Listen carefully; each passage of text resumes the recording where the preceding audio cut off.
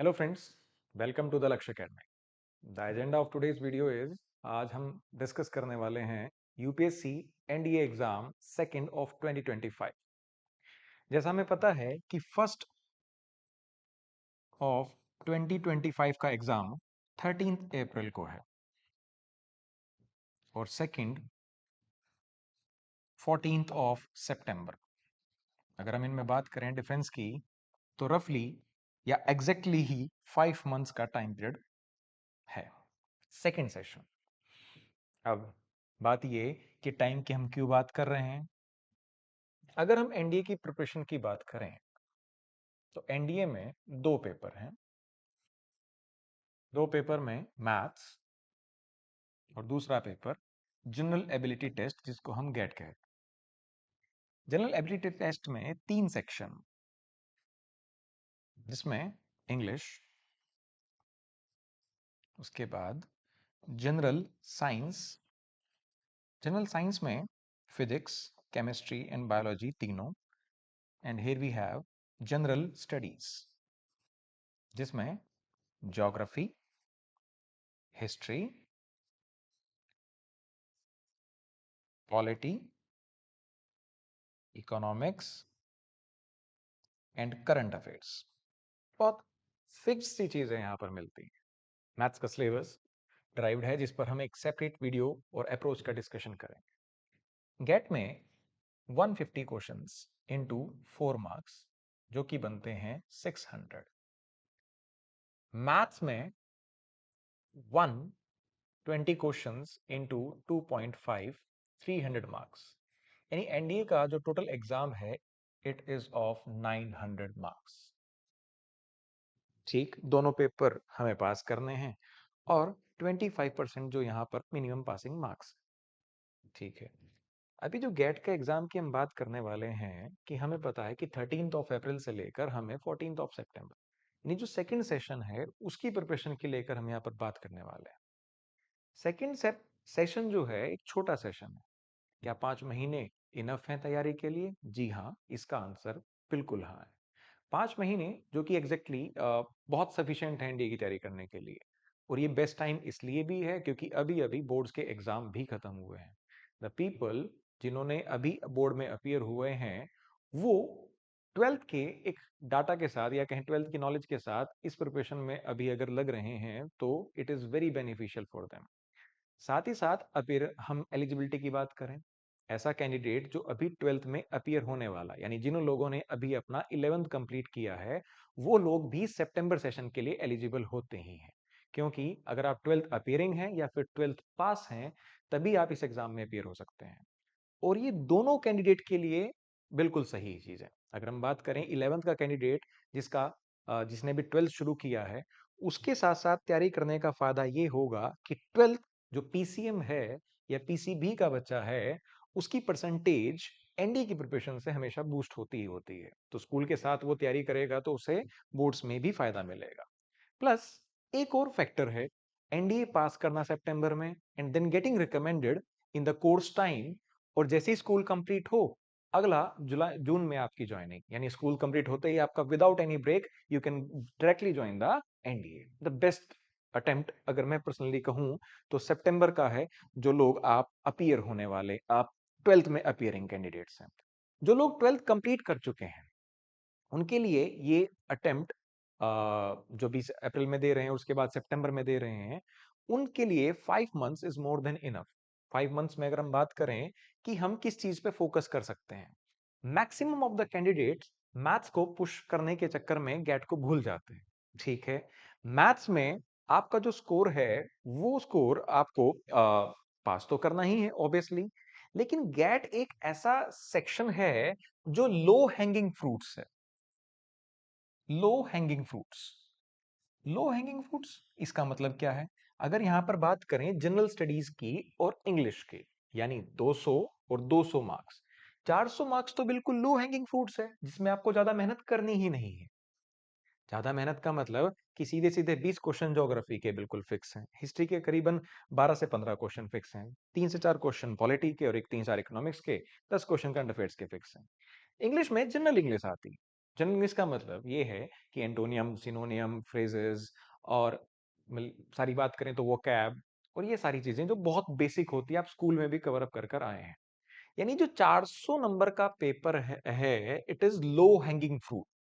और अगर आप लो हैंगिंग फ्रूट को छोड़ रहे हैं तो एक बहुत बड़ी गलती है, क्योंकि ये वो सेक्शन है जो सभी बच्चे कहीं ना कहीं जिसमें बहुत अच्छा स्कोर लेकर आने वाले हैं। और अगर वो बच्चे इसमें अच्छा स्कोर लेकर आने वाले हैं तो ऑब्वियसली उनको मेरिट में बहुत ज्यादा बेनिफिट्स मिलेंगे। ओके। बात ये आती है कि इस प्रोफेशन को लेकर लोग बच्चे क्या गलती करते हैं कि वो एक तरफ इंक्लाइंड हो जाते हैं, या तो मैथ्स की तरफ इंक्लाइंड हो जाएंगे या वो बिल्कुल गेट की तरफ इंक्लाइंड हो जाएंगे और एक सब्जेक्ट को वो मिस कर देते। अब बात की ये है कि ये जो आपका गेट है इसमें भी तो कम सब्जेक्ट नहीं है, इसमें भी तो काफी सब्जेक्ट्स हैं, बट इसके जो सब्जेक्ट्स हैं it they are more manageable. तो मैथ्स के साथ साथ आपको गेट को भी बराबर तवज्जो देनी चाहिए। और आपकी जो दो पेपर हैं, जैसे एनडीए का मैथ्स का पेपर सुबह 10 से 12:30 के बीच में है, वैसा ही आपका जो गेट का पेपर है वो 2 से 4:30 के बीच के टाइम पीरियड पर है। अब ये दो पेपर का जो टाइम पीरियड है उसी को हमें ध्यान में रखना चाहिए। टाइम पीरियड का मतलब ये है कि आप प्रिपरेशन ये चीज ध्यान रखें कि जिस वक्त आपका पेपर है, मान लो मैथ्स का पेपर आपका first half of the day में है, तो आपका first half of the day NDA के मैथ्स की प्रिपरेशन के लिए जाना चाहिए and the second half of the day आपकी गैट की प्रिपरेशन के लिए जाना चाहिए। एक छोटा सा पॉइंट ऐसा पॉइंट है जो आपके बहुत बड़े कंफ्यूजन को दूर कर सकता है। कैसा? क्योंकि मैथ्स पढ़ने के चक्कर में गैट मिस हो रहा है, गैट पढ़ने के मिस में गैट में इंग्लिश करने के चक्कर में फिजिक्स मिस हो रही है, केमिस्ट्री मिस हो रही है, बायोलॉजी मिस हो रही है। लेकिन आप यहां पर सीधा सा सिंपल कर लीजिए कि first half of the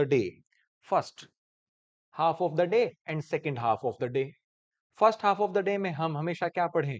maths पढ़ें। Second half of the day में हम हमेशा क्या पढ़ें? गैट पढ़ें। ओके। ये एक छोटी सी अप्रोच है जिससे बहुत बड़ा इफेक्ट प्रिपरेशन में आ जाता है। अब आप कहेंगे कि सेकंड में गैट में तो बहुत सारी चीजें हैं। बिल्कुल, हमारे पास दिन भी तो हफ्ते में 7 होते हैं। तो क्यों ना हम उस चीज को कुछ इस तरीके से प्लान करें कि हमारे गैट के सब्जेक्ट सेकंड हाफ में हमेशा बराबर चलते रहें। यानी अगर हमने एक दिन फिजिक्स पढ़ा, एक दिन केमिस्ट्री पढ़ा, एक दिन बायोलॉजी पढ़ा, एक दिन हमने जनरल स्टडीज के सब्जेक्ट पढ़े, एक दिन हमने 2 दिन हमने इंग्लिश पढ़ी। हम अल्टरनेट डेज पे ये चीजें कर सकते हैं। उसके बाद सबसे बड़ी जरूरत क्या है? आपके रिवीजन की है। रिवीजन। रिवीजन चाहे मैथ्स का हो और चाहे वो गैट का हो, it is of utmost importance. Less is more. Less is more. क्यों लेस इज मोर? कम चीजों को ज्यादा बार पढ़ना है। अगर मान लीजिए मैथ्स के सिलेबस में आपके 20+ चैप्टर्स हैं, लेकिन आपको लगता है कि मेरे 10 चैप्टर अच्छे से हो गए हैं, बाकी 10 चैप्टर में पुश करने की बजाय अगर आप वो 10 चैप्टर बार बार करें और उसमें आप एक्सीलेंसी लेकर आए कि मैं इसके 90% क्वेश्चन तो सही करूंगा ही करूंगा, ऐसे सेक्शन, ऐसी अप्रोच की वजह से आपके मार्क्स हमेशा ज्यादा आते हैं। ज्यादा करने के चक्कर में आप वो भी मिस कर जाते हैं जो आपका हैंड में था, हाथ में था, इट वॉज वेरी हैंडी। उसके बाद अगर हम गेट में देखें, गेट में अगर हम बात करें, English English is only about practice. अगर आप प्रीवियस क्वेश्चंस को भी प्रैक्टिस कर रहे हैं तो जनरल सेंस आपकी इतनी बेहतर डेवलप हो जाती है कि आउट ऑफ द 50 क्वेश्चंस हर बच्चा 30 क्वेश्चंस पर तो इंग्लिश पे खड़ा ही होगा। 30 क्वेश्चंस उसके सही हो रहे होंगे। पुश कहां करना है? 30 से कहां जाना है? 45 की तरफ जाना है। 45 प्लस मेरे क्वेश्चंस इंग्लिश में ठीक हो जाएं। उसके बाद अगर आप 12th में आपने ठीक ठाक पढ़ाई करी है साइंस के सब्जेक्ट्स में, जिस बच्चे के पास फिजिक्स केमिस्ट्री है या फिर किसी के पास बायोलॉजी है, तो 50 क्वेश्चंस में से वो बच्चा भी आराम से 25+ क्वेश्चंस आराम से कर लेता है। लेकिन हमारा पुश ये है कि ये 25 क्वेश्चन से इस बच्चे को हमें 40+ क्वेश्चंस पर लेकर जाना है। फिर बात आती है जनरल स्टडीज की, जिसमें ज्योग्राफी और हिस्ट्री एक बड़ा सेक्शन है। बड़ा सेक्शन और क्वेश्चन बिल्कुल फिक्स्ड और बिल्कुल लो हैंगिंग फ्रूट्स यानी आसान क्वेश्चन। उसमें भी हमारा टारगेट यही है कि बच्चे के कम से कम आराम से 40+ क्वेश्चंस ठीक हो जाएं। गैट एक ऐसा पोर्शन होगा जो आपके स्कोर को बूस्ट करता है। अब बूस्ट करेगा। बात रही मैथ्स की, जैसे मैंने मैथ्स में कहा कि आपको सारा सिलेबस कवर अप करने की जरूरत नहीं है। It is very selective, very selective. आपको बहुत सिलेक्टेड चैप्टर्स पढ़कर भी आप आराम से करते हैं। जैसे हम बात करें, बहुत सारे बच्चे ऐसे हैं जिनके पास मैथ्स ही नहीं है, they have opted for the PCB, physics chemistry and biology. क्या वो बच्चे एनडीए नहीं दे सकते? बिल्कुल दे सकते हैं। एंड इवन उन्होंने 10th क्लास तक का तो मैथ्स पढ़ा ही है। 10th क्लास तक का, अगर 10th क्लास तक उन्होंने मैथ पढ़ा है, still they can have a good fight in the maths. And यकीनन वो अपना स्कोर इजी चैप्टर्स को कवर अप करके 100 से 150 के बीच में इजीली स्कोर कर सकते हैं। और ये एक ऐसा स्कोर है जो एनडीए के मैथ्स में कम स्कोर नहीं है। बात यहां पर है सिर्फ और सिर्फ किस चीज की? गाइडेंस की। गाइडेंस, यानी आपके लिए गाइडिंग लाइट कौन बने और कैसे बने। क्योंकि जैसे मैंने कहा कि बहुत सारी चीजें हैं जो आपको मिस करनी होगी। हमें ये चीज बहुत ध्यान में देना है कि हमें छोड़ना क्या है और पढ़ना क्या है। एक ऐसी अप्रोच जो आपको फ्रॉम 0 से 100 तक लेकर जाए, ऐसी अप्रोच की जो जरूरत है, हम इसी चीज के लिए आपसे यहां पर मिलने हैं। अगर आपको इस चीज के रिगार्डिंग कोई भी डाउट है, कोई भी क्वेरी है, we welcome you people to the Lakshya academy. And even we have started the fresh batches for the सितंबर सेशन, या कहें तो second session of the exam, जहां पर हम डिटेल चीजें समझेंगे कि भैया हमें चीजों को कैसे करना है और कब करना है, और ये 5 महीने का जो टाइम पीरियड है, इसको हम अपनी प्रिपरेशन में कैसे डिस्ट्रीब्यूट करें। Thank you.